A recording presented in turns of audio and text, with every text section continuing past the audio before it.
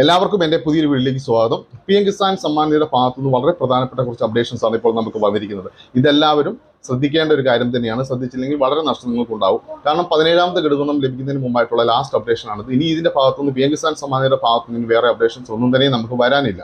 അപ്പോൾ ഇതെല്ലാവരും ശ്രദ്ധിക്കുക എന്നുള്ളതാണ്. അപ്പോൾ അതിന് മുമ്പായി എൻ്റെ വീഡിയോ ആരെങ്കിലും സബ്സ്ക്രൈബ് ചെയ്യാത്തതുണ്ടെങ്കിൽ സബ്സ്ക്രൈബ് ചെയ്യുക, ലൈക്ക് ചെയ്യുക. PM കിസാൻ സമ്മാൻ നിധി ആദ്യമായി പറഞ്ഞിരിക്കുന്നത് KYC അപ്ഡേറ്റ് ചെയ്യാത്തവരുണ്ടെങ്കിൽ ഇനി 2 ദിവസം കൂടി മാത്രമേ KYC അപ്ഡേറ്റ് ചെയ്യാനായിട്ട് സാധിക്കുകയുള്ളൂ. അപ്പോൾ നിങ്ങൾക്ക് ആധാർ രജിസ്റ്റർ ചെയ്യുന്ന ഫോൺ നമ്പർ നിങ്ങളുടെ കയ്യിലില്ല, OTP നിങ്ങൾക്ക് ലഭിക്കാത്തൊരു സാഹചര്യമാണ് എന്നുണ്ടെങ്കിൽ PM കിസാൻ സമ്മാൻ നിധിയുടെ പ്ലേ സ്റ്റോറിൽ കയറി PM കിസാൻ സമ്മാൻ നിധി എന്ന് ടൈപ്പ് ചെയ്ത് കൊടുക്കുമ്പോൾ ഒരു ആപ്പ് അവിടെ കാണും. അത് ഇൻസ്റ്റാൾ ചെയ്യുക. അത് ഇൻസ്റ്റാൾ ചെയ്ത് PM കിസാൻ സമ്മാൻ നിധി കൊടുത്തിരിക്കുന്ന മൊബൈൽ നമ്പറിൽ കൊടുത്തുകൊണ്ട് തന്നെ രജിസ്റ്റർ ചെയ്ത് അത് ഓപ്പൺ ചെയ്യുക. ഓപ്പൺ ചെയ്ത് കഴിയുമ്പോൾ നമുക്ക് KYC ചെയ്യാം. KYC ഫോർ അതർ എന്നുള്ളതുണ്ട്, മറ്റുള്ളവർക്ക് ചെയ്ത് കൊടുക്കാം എന്നുള്ളതാണ് ആപ്പിനകത്ത് പറഞ്ഞിരിക്കുന്നത്. അത് നിങ്ങൾ രജിസ്റ്റർ, അതിനകത്ത് നിങ്ങളുടെ ആധാർ നമ്പർ ടൈപ്പ് ചെയ്ത് കൊടുത്തു കഴിയുമ്പോൾ പല മോഡുകൾ നമുക്ക് അവിടെ വരുന്നതാണ്. ആധാർ OTP ആയിട്ട് ചെയ്യാം, അല്ലെങ്കിൽ ഫേസ് ഡിറ്റക്ട് ചെയ്തുകൊണ്ട് നമുക്ക് ചെയ്യാൻ സാധിക്കും. അപ്പോൾ നിങ്ങൾ ആ ഫേസ് ഡിറ്റക്ട് എന്നുള്ളത് ഓൺ ആക്കിക്കൊണ്ട് തന്നെ നിങ്ങളുടെ ഫേസ് അനലൈസ് ചെയ്തുകൊണ്ട് തന്നെ നിങ്ങൾക്ക് നിങ്ങളുടെ KYC കംപ്ലീറ്റ് ചെയ്യാനായിട്ട് സാധിക്കും. അപ്പോൾ നമുക്ക് അവിടെ OTPയുടെ ആവശ്യം വരുന്നില്ല. രണ്ടാമതായി പറഞ്ഞിരിക്കുന്നത് ലാൻഡ് സീഡിങ്.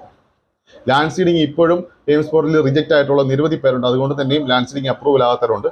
എന്നാൽ അപ്രൂവലായി നിൽക്കേണ്ടവർക്ക് ഇതുവരെയും പ്രിൻസിപ്പൽ അഗ്രികൾച്ചർ ഓഫീസിൽ നിന്ന് അപ്രൂവൽ കൊടുക്കാത്തൊരു സാഹചര്യമുണ്ട്. നിങ്ങൾ പ്രത്യേകം ശ്രദ്ധിക്കുക. നിങ്ങളുടെ ലാൻഡ് സീഡിങ് ഇതുവരെയും ആയിട്ടില്ല എന്നുണ്ടെങ്കിൽ നിങ്ങളുടെ പ്രിൻസിപ്പൽ അഗ്രികൾച്ചർ ഓഫീസ് എവിടെയാണോ അവിടെ നേരിട്ട് പോയി നിങ്ങളുടെ ലാൻഡ് സീഡിങ് അപ്രൂവൽ ചെയ്യേണ്ടതാണ്. അത് അവർ ചെയ്യുമെന്ന് കരുതിയിരുന്നാൽ യാതൊരു ഗുണവുമില്ല, അത് ചെയ്ത് തരില്ല. അതുകൊണ്ട് തന്നെ നിങ്ങൾ നേരിട്ട് തന്നെ ചെന്ന് പ്രിൻസിപ്പൽ അഗ്രികൾച്ചർ ഓഫീസിൽ ചെന്ന് ലാൻഡ് സീഡിങ് അപ്രൂവൽ ചെയ്യേണ്ടതാണ്. അതുപോലെ തന്നെ ലാൻഡ് സീഡിങ് നമുക്ക് ഇതിനകത്ത് എയിംസ് പോർട്ടലിൽ ചെയ്യാൻ സാധിക്കാത്തവർക്ക് കൃഷി ഓഫീസിൽ ചെന്ന് കഴിഞ്ഞാൽ മാനുവലായിട്ട് നിങ്ങളുടെ ലാൻഡ് സീഡിങ് അവർ അപ്ഡേറ്റ് ചെയ്ത് തരുന്നതാണ്. അങ്ങനെ ചെയ്യാൻ സാധിക്കാത്ത ഇത് ചെയ്യുക. കൃഷി ഓഫീസിൽ ചെല്ലുക. അവിടെ അവർക്ക് മാനുവലായിട്ട് തന്നെ നിങ്ങളുടെ ലാൻഡ് സീഡിങ് അപ്ഡേറ്റ് ചെയ്ത് തരാനായിട്ട് സാധിക്കുന്നതാണ്. പിന്നെ അവസാനമായിട്ടുള്ളത് ബാങ്ക് സീഡിങ്. നിങ്ങളുടെ ബാങ്ക്സിൽ DBT ഇനി അപ്ഡേറ്റ് ആയിട്ടില്ല, അല്ലെങ്കിൽ ബാങ്ക് സീഡിങ് ആയിട്ടില്ല. ആയിട്ടുള്ളവർക്കും DBT ചെക്ക് ചെയ്യുമ്പോഴത്തേക്കും റിജക്റ്റ് കാണിക്കുന്നു എന്നുള്ള റീസൺ ഉണ്ട്.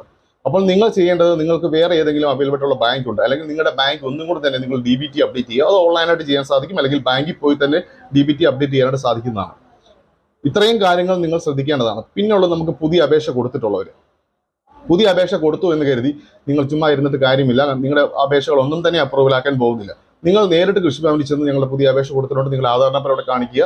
ആ ആധാർ നമ്പർ വെച്ച് അവർ ചെക്ക് ചെയ്യുമ്പോഴത്തേക്ക് അത് അവിടുന്ന് അപ്രൂവലാക്കി വിട്ടുകൊള്ളും. അതിനകത്ത് എന്തെങ്കിലും തെറ്റുകൾ സംഭവിച്ചിട്ടുണ്ട് എന്നുണ്ടെങ്കിൽ അത് അപ്പോൾ തന്നെ റിജക്റ്റ് ആക്കും. ആ റിജക്റ്റ് ആക്കുന്നത് എഡിറ്റ് ചെയ്തുകൊണ്ട് തന്നെ ആ റിജക്റ്റ് ഉള്ള കാര്യങ്ങളെല്ലാം പരിഹരിക്കുക.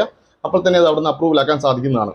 അപ്പോൾ ലാൻഡ് സീഡിങ് നോ ആയിട്ടുള്ളവരും പുതിയ അപേക്ഷ കൊടുത്തിട്ടുള്ളവരും നിങ്ങൾ ചെയ്യേണ്ടത്, ഇത് നിങ്ങൾ നേരിട്ട് തന്നെ ലാൻഡ് സീഡിങ്ങിൻ്റെ ആണെങ്കിൽ പ്രിൻസിപ്പൽ അഗ്രികൾച്ചർ ഓഫീസ് നേരിട്ട് തന്നെ ചെല്ലുക. പുതിയ അപേക്ഷയാണ് അപ്രൂവൽ ആക്കാത്തതെന്നുണ്ടെങ്കിൽ നിങ്ങൾ കൃഷിഭവനിൽ നേരിട്ട് തന്നെ ചെല്ലേണ്ടതാണ്. ഇത് ഞാൻ നേരത്തെ തന്നെ നിങ്ങളോട് പറഞ്ഞിട്ടുള്ളതാണ്. നമ്മളായിട്ട് തന്നെ മെനക്കെട്ട് ഇറങ്ങിയെങ്കിൽ മാത്രമേ ഇതൊക്കെ അപ്രൂവൽ ആകത്തുള്ളൂ, പ്രത്യേകിച്ച് കേരളത്തിൽ. അതുകൊണ്ട് നിങ്ങൾക്ക് എന്തെങ്കിലുമൊക്കെ പ്രശ്നങ്ങളുള്ളവരാണ് എന്നുണ്ടെങ്കിൽ നിങ്ങൾ നേരിട്ട് തന്നെ പോയി ഇതെല്ലാം കംപ്ലീറ്റ് ചെയ്യേണ്ടതാണ്. ഓക്കെ, അപ്പോൾ ഇത്രയൊക്കെയാണ് നമുക്ക് ലാസ്റ്റ് ആയിട്ടുള്ള അപ്ഡേഷനാണ്. ഇനി PM കിസാൻ സമ്മാൻ നിധിയുടെ വീഡിയോകൾ ഒന്നും തന്നെ ചെയ്യേണ്ട കാര്യങ്ങളില്ല. ഇനി നമുക്ക് എന്നാണോ ഗഡുഗുണം വരുന്നത് അന്നോ നമ്മളിനി വീഡിയോ അപ്ഡേറ്റ് ചെയ്യുന്നുള്ളൂ.